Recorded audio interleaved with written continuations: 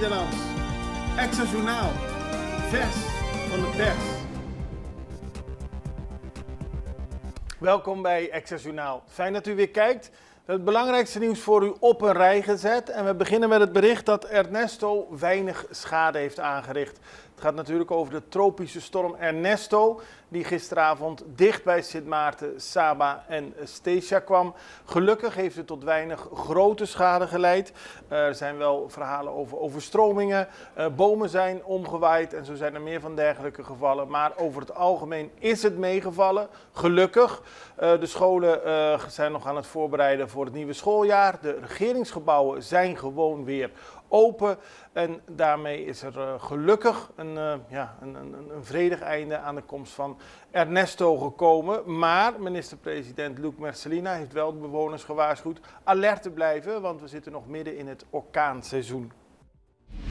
Het schooljaar begint met hoge temperaturen. Hier op Curaçao wordt natuurlijk nog op de allerlaatste dag veel voorbereidingen getroffen voor het nieuwe schooljaar. Maar dat gebeurt in extreme temperaturen. Dat zegt de directeur van het Rooms-Katholiek Schoolbestuur, mevrouw Roda Pierre. Ze kijkt in extra terug op vorig jaar. Toen was er ook sprake van hele hoge temperaturen. Toen waren er 3 weken lang aangepaste roosters. Ook dit jaar gaan de scholen weer open in extreme hitte, dus of er aangepaste roosters komen, dat moet nog bekend worden gemaakt. In ieder geval zijn er op sommige scholen airconditioners, ventilatoren en koelers verstrekt, maar niet aan alle scholen. De stichting werkt volgens haar aan een meerjarenplan om de scholen verder te ondersteunen bij de klimaatbeheersing. APC heeft een rendement van 8,7%. Dat werd gisteren bekendgemaakt. Het Algemeen Pensioenfonds voor Curaçao heeft in boekjaar 2023 een positief rendement van 8,7% op haar beleggingsportefeuille geboekt. Dat is een mooi resultaat en de cijfers werden gisteren bekendgemaakt. Vorig jaar was er nog sprake van een negatief rendement van min 4,1%. In 2021 was het 8,5%, min of meer vergelijkbaar met 2023. Maar het Algemeen Pensioenfonds laat weten dat er wat uitdagingen waren vorig jaar. Zo maakten ze zich zorgen over de hoge inflatie en de dalende koopkracht. Bisschop geeft uitleg, dat gaat over discussie die nog steeds gevoerd wordt naar aanleiding van de Hoge Raad. Die heeft in Nederland laten weten dat het homohuwelijk moet worden toegestaan op Curaçao. Daarover heeft de Associatie van Christelijke Pastoren uitlatingen gedaan. En nu zegt de monseigneur dat dat losstaat van de mening van de katholieke kerk. Alleen de katholieke kerk is verantwoordelijk voor haar eigen uitlatingen. En daarom distancieren ze zich van uitlatingen van andere organisaties, zoals de Associatie van Christelijke Pastoren, die volgens de katholieke kerk praat namens andere kerken, namelijk de Pinkster- en Evangelische kerken.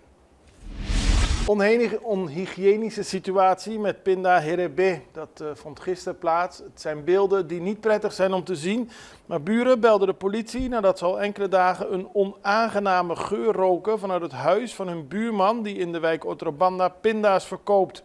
Bij aankomst op de locatie trof de politie een onhygiënische situatie aan, waarbij ze een grote hoeveelheid pinda's en ongedierte ontdekten. U ziet het op de beelden, het ziet er niet fris uit. De politie nam contact op met de gezondheidsdienst en er wordt verder actie ondernomen. Dieven stelen kabels, dat gaat over een bericht in Scherpenheuvel. Dieven hebben ingebroken bij het voormalige klooster. Daar worden momenteel onderhoudswerkzaamheden verricht. Maar ze hebben de zekeringen uit de elektriciteitskasten gehaald om op die manier stroomkabels te kunnen stelen. Ook zijn ze weggegaan met een zaagmachine. De politie heeft de zaak verder in onderzoek. En dan Odile van Aanholt, geëerd als ridder in de orde van Oranje Nassau. Het heeft natuurlijk allemaal te maken met haar goede prestatie bij de Olympische Spelen. Maandag werden alle Olympiërs in Nederland opgewacht door de daar aanwezige familie. Dinsdag werden ze verwelkomd door het Koninklijk Huis en door de minister-president Dick Schoof. En daarbij kreeg Odile van Aanholt, geboren op Curaçao, als dank en eer voor haar gouden Olympische medaille bij het zeilen een speciale ridder in de orde van Oranje Nassau. Ze is daarmee beëdigd. Een hele grote eer en het is natuurlijk een mooi voorbeeld voor iedereen die bezig is met sport. We gaan over naar een break. We zijn zo bij u terug. Extra in Nederland. Van Amsterdam tot Arnhem, van Groningen tot Maastricht. Extra is erbij. Volg Extra Digitaal en blijf op de hoogte van de belangrijkste ontwikkelingen in Nederland. Extra Digitaal is te zien op verschillende platforms en kanalen zoals WhatsApp, YouTube, Facebook, Instagram en ook TikTok. Wilt u ons op de hoogte brengen van een evenement of iets doorgeven? Neem contact op via WhatsApp, e-mail, Facebook of bel gewoon 0613642945. Volg of abonneer je op Extra Digitaal. Klik aan en volg ons.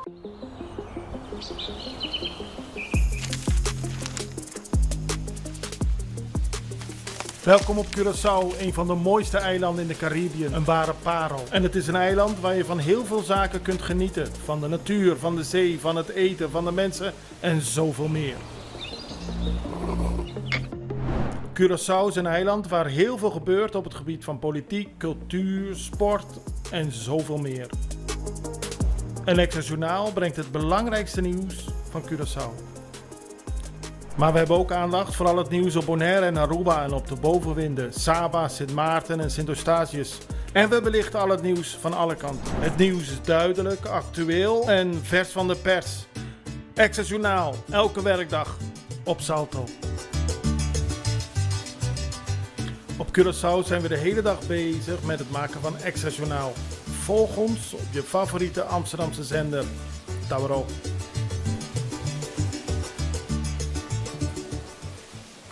Dan gaan we verder op Sint Joris, want daar heeft Edgar Zeedorf met een drone deze beelden gemaakt van brand bij Dam Preto. Het is met de drone goed te zien dat daar een vuur flink aan het branden is. En tegelijkertijd geeft dat weer aan de problemen die er zijn in deze buurt. De groep Union di Habitanten di Parriba heeft daarom gevraagd om alle buurtbewoners bijeen te komen om te kijken welke stappen ze kunnen ondernemen tegen de steeds groter wordende overlast. Die bijeenkomst vindt op zaterdag 17 augustus plaats vanaf 5 uur 's middag bij Centro di Barrio in Montagna. Op die manier wil men samen sterk staan tegen de overlast in de wijk. En de staatssecretaris voor Koninkrijksrelaties en Digitalisering, Zsolt Szabó, is op Curaçao gisteren aangekomen. Hij heeft meteen een bezoek gebracht aan de ministerraad. Ook de gouverneur stond op zijn agenda. Er worden meer bezoeken gebracht vandaag aan Curaçao. Eerder begon zijn kennismakingsbezoek al op Aruba.